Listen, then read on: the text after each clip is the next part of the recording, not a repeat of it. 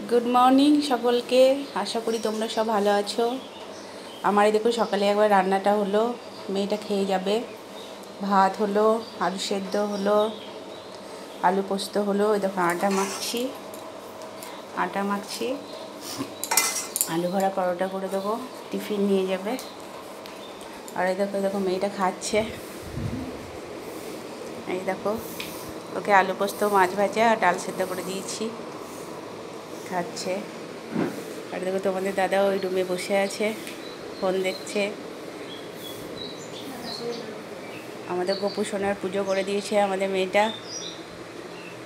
সকাল সকাল পুজো করে ও খাওয়া দাওয়া করে বেরিয়ে যাবে। মাছটা ভালো?